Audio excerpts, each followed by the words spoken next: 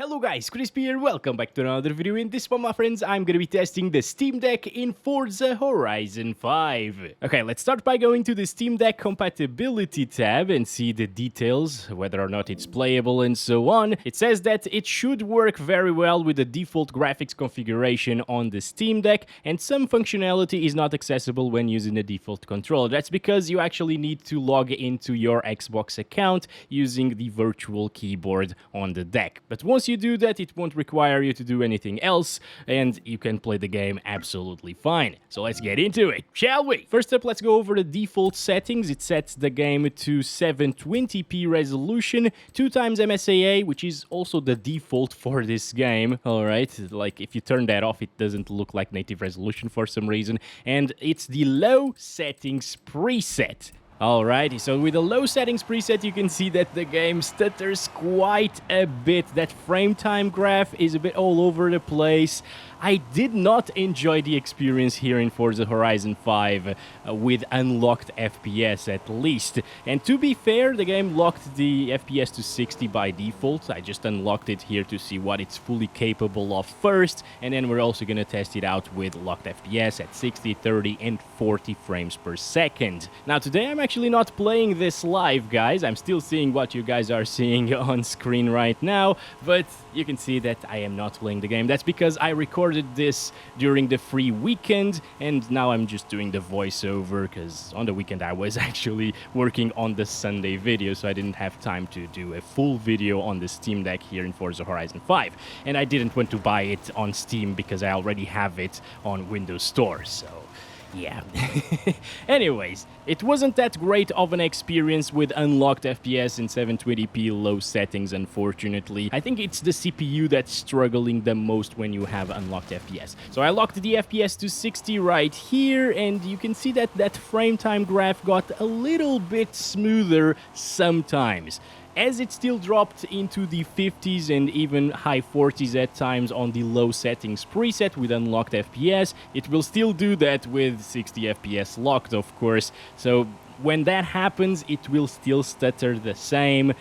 But overall, it's slightly smoother because whenever you are above 60 frames per second, you'll just have capped 60 this time around, and the frame time will be buttery smooth with no little jitters every now and again. And that's what we're seeing here, but unfortunately sometimes, yeah, the jitters and stutters will be back. I've seen some comments in the Forza Horizon 4 video that I made saying that people don't care about the stuttering, and maybe that's true for a lot of people, I don't know.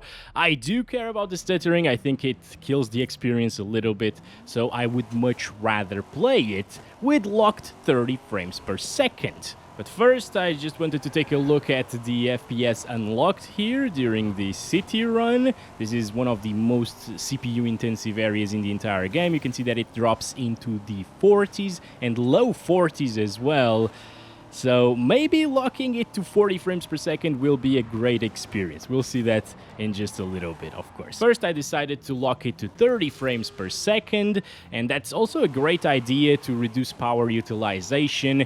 As you can see, with 30 FPS locked, the APU is using 5 watts basically between CPU and GPU. That's absolutely crazy and insane. This is a AAA title, Forza Horizon 5. It looks pretty good even on low settings, as you can see, and especially on a small display like the Dex display, 7 inches, it will look pretty nice. And it's very playable, very smooth with the 30 FPS lock. There's still the odd stutter here and there, but those come very far apart and they're not as noticeable as they were with unlocked FPS or a 60 FPS cap as well. So this is actually how I'd play this game, with a 30 FPS lock, maybe with a bit of higher settings. We'll get to that, of course. The remaining time under the battery usage actually doubled from what we saw previously. Okay, we were seeing a remaining time of 1 hour and 30 minutes, around that, with 60 frames per second locked. And now with 30 FPS, it's 2 hours and 44 minutes. probably not gonna be 3 hours actually, okay? But it's gonna be much, much higher than what we saw previously, because now we're only utilizing around 50% of our GPU and CPU. Alright, next I set the refresh rate to 40 and locked the FPS to 40 frames per second. This is still 720p low settings. The on-screen display is a little bit smaller because the internal resolution now of the deck changed because of the refresh rate here and the external display that I was using. And you can see that it's a bit smoother once again than 60 frames per second, but not as smooth as 30 FPS. I did see a few more stuttering issues than at 30 frames per second. However, they were much farther apart than at 60 FPS, but the stutters were a bit bigger than what we saw at 30 frames per second as well, so they were a bit more noticeable. If you don't care about that, 40 frames per second is actually pretty decent, but you can see that in the city we're seeing more of those bigger jitters in the frame time graph, especially right here. Look at that. Yeah, that's really, really big stuttering issues there. Again, not as bad as 60 FPS, but definitely worse than 30. I really thought it was just gonna be as smooth as 30 FPS, honestly, because it's not fully maxing out the GPU and CPU, and we didn't really see it drop from 40 FPS very often previously with unlocked FPS.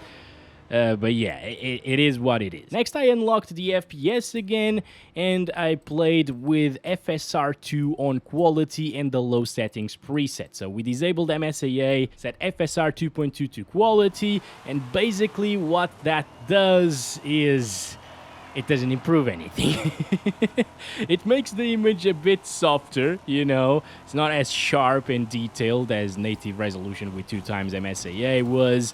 GPU utilization might be a little bit lower than it was before, but the FPS are very similar to the native resolution stuff, and the stutters will still be there.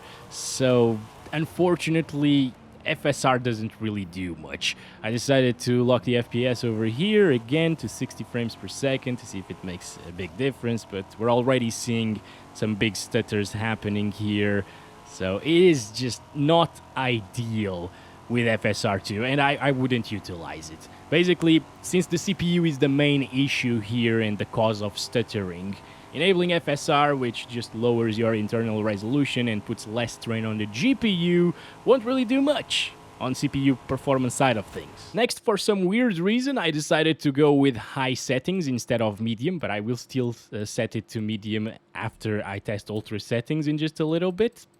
I don't know why I did it in this way, but yes. And on the high settings preset and back to native resolution with 2 times MSAA, it's well below 60 frames. It actually drops into the 30s, as you can see, and moving the camera around dropped our FPS like crazy and introduced some really bad stuttering issues. This was not enjoyable with unlocked FPS on high settings. So the logical thing to do is lock the frames to 30, because 60 wouldn't do anything. We were already below 60 all of the time. And at 30 FPS, look at the frame time graph, way better, even moving the camera around like that. It didn't really stutter whatsoever. It's much, much better. Sometimes there's a little spike still that we saw at low settings as well. But yeah, I think, in my opinion, guys, this is the best way to play this game on the Steam Deck, because high settings look a lot better than low and medium. Alright, the improvement is very noticeable, and you still get the same FPS as low settings with 30 FPS locked. Maybe slightly more stuttery, every so slightly more stuttery, but honestly, those are minor stutters again, and the bigger ones don't really happen that often, and I just think this is great and really impressive for a 15-watt APU that's actually utilizing about, what, like 6 to 7 watts of power most of the time, or even 5 sometimes. Like, it's using 5 watts of power and playing Forza Horizon 5 at high settings in 720p. But again, 720p on a small display like the Dex display actually looks really good. The PPI is high. Anyway, in the city area, it's nothing that we haven't seen before with the low settings. The experience is really, really similar once again, and this is again how I would play Forza Horizon 5 on the Steam Deck. Getting out of the tunnel now, it doesn't even drop. This is the most intensive area, by the way, but it doesn't move because the FPS are locked all of the time. So you can rest assured that it's going to be a really good experience. GPU usage never maxes out, neither does the CPU usage. Now next, I decided to play on ultra settings, and that was a terrible idea and a terrible experience. I also unlocked the FPS first, and look at this. It is just completely unplayable. At this point, it's not the CPU's fault or the GPU's fault. It's actually the memory's fault, because ultra settings, especially ultra textures, do require a lot of VRAM. And with the 16 gigabytes of shared RAM and VRAM, it's not gonna do it. The system would require like 32 gigabytes of RAM to be able to produce the ultra textures without these insane slowdowns that we're seeing.